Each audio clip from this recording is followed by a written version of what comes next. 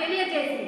ఎప్పుడైతే మాఘశుద్ధ విధియ అగ్నిగుండ ప్రవేశం చేయాలి అనుకుంటుందో మరి అప్పుడు భాస్కరాచార్యుల వారు వీరందరూ కూడా ఆ అగ్నిగుండ ప్రవేశం ఎలా ఉండాలి, అగ్నిగుండానికి ఏ విధంగా ఉండాలి, ఏ విధమైన సమిధలు కావాలి, ఏ విధమైన పూజలు కావాలి, ఏ విధంగా ఆ శాస్త్రోక్త రీత్యా ఏ విధంగా అమ్మవారు దేవాలయం నుంచి రావాలని అన్నీ కూడా గురువు గారు భాస్కరాచార్యుల వారు బోధించగా ఆ రోజున వాసవి మాతకు ఇష్టమైనటువంటి ఏ విధంగా చేయాలి అని ఆ కుసుమశ్రేష్ఠ గారు కుసుమాంబ గారు 9 మంది కన్యలతో అమ్మవారికి మంగళ స్నానాలు చేయించారు.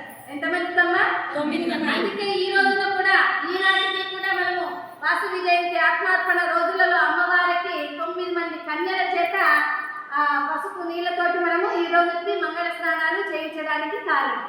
ఆ విధంగా అమ్మవారికి మంగళ స్నానాలు చేయించి పట్టు పీతాంబరాలు కట్టించి వాసవి మాతకు ఎంతో ఇష్టమైనటువంటి క్షీరాన్నమును అమ్మవారికి తినిపించి ఆ కుసుమాంబ గారు ఈ విధంగా వారందరూ కూడా అనేక మంది దంపతుల వాళ్ళంతా కూడా కలశాలను పట్టుకొని ఎక్కడి నుంచి అమ్మవారు బోధించినటువంటి ప్రకారంగా నగరేశ్వర ఆలయం నుంచి ముక్కామల అని ఈరోజు పిలువబడుతుంది చూసారా, ఆ ముక్కామల వరకు ఈ 103 అగ్నిగుండాలను అర్ధచంద్రాకారంగా పేర్చమని చెప్పింది. పేరవాలి ఎలాగా? నగరేశ్వర ఆలయం నుంచి ముక్కామల వరకు అర్ధచంద్రాకారంగా పేరవాలి అన్నది అమ్మవారు. పేరవాలి అని అన్నది కనుకనే ఇప్పటికీ అక్కడ పెరవలి అనే గ్రామం ఉంది. అమ్మవారి క్షేత్రం ఎక్కడైతే పెనుగొండ ఉందో ఇప్పుడు ఆ పెనుగొండకు చుట్టూ ఉన్నటువంటి అనేకమైన గ్రామాలన్నీ కూడా అమ్మవారి చరిత్రలో భాగంగా వచ్చినటువంటి పేర్లే ఈనాటికి ఆ గ్రామాలకు ఉన్నాయి. తువ్వ అని, పత్తిపూడి అని, తణుకు అని, ఇలాగ అన్ని పేర్లు కూడా ఈ అమ్మవారి చరిత్ర కారణంగానే ఉన్నాయి. అయితే ఈ కారణంగా ఈ పేర్లన్నీ ఇప్పుడు మనం చెప్పడానికి మనకి ఇక్కడ 3 రోజులే సమయం కనుక సమయాభావంతో నేను మీకు చాలా విశదంగా నేను తెలియజేయకపోతున్నాను.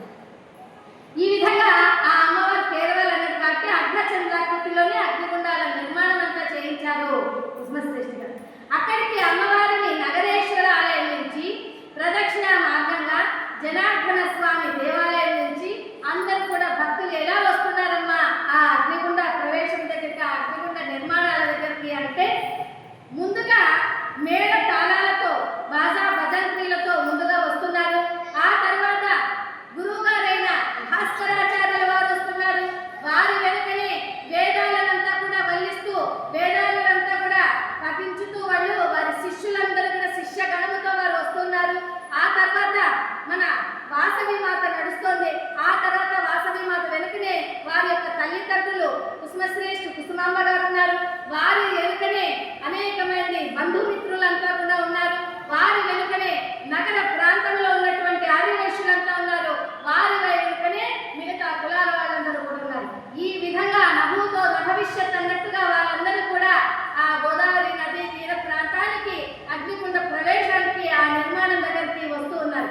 ఆ విధంగా ఆ నిర్మాణం దగ్గరికి చేరేసరికి అందరూ కూడా మేమిక్కడ అని ఆ అగ్నిగుండము దగ్గర నిలబడడానికి చాలా ఉత్సాహంతో ఉండిపోయినారు ఆ దంపతులందరూ. అయితే అమ్మవారు అక్కడ మీరందరికీ కూడా నేను మీకు ఒక క్రమసంఖ్య ప్రకారం ఇస్తాను. మీరు ఆ క్రమసంఖ్య ప్రకారంగానే అగ్నిగుండం దగ్గర మీరు నిల్చోవాలి, అగ్నిగుండ ప్రవేశం చేయాలి అని అప్పుడు అమ్మవారు అందరికీ కూడా ఒక క్రమసంఖ్యని ఇచ్చింది. ఏమిటది? మొట్టమొదటిగా 1వ నంబర్ అన్నట్టుగా మొట్టమొదటిగా ఎవరికి ఇచ్చింది అంటే అమ్మవారి యొక్క తల్లిదండ్రులైనటువంటి కుసుమశ్రేష్ఠ కుసుమాంబ గారి యొక్క ఈ పెళ్లి కుల గోత్రం వాళ్ళకి మొట్టమొదటి నంబర్ని ఇచ్చింది. ఆ విధంగా ఆ తర్వాత మిగతా అన్ని గోత్రాల వారికి కూడా ఆ నంబర్ ఆ క్రమ సంఖ్య ప్రకారమే ఇచ్చింది. అందుకనే ఇప్పటికీ కూడా మనం మీకు నిన్న మొన్న రోజు ఇచ్చిన దాంట్లో కూడా ఈ అగ్నిగుండాలు గోత్రాల నంబర్లు ఇవన్నీ కూడా మీకు ఇవ్వడం జరిగింది. అవన్నీ కూడా తర్వాత మీరు నిదానంగా పఠించండి. చాలా విషయాలు కూడా మీకు తెలుస్తూ ఉంటాయి. ఆ విధంగా అనేకమైనటువంటి ఈ అగ్నిగుండముల దగ్గర వాళ్ళందరూ కూడా ఆ 102 గోత్రికుల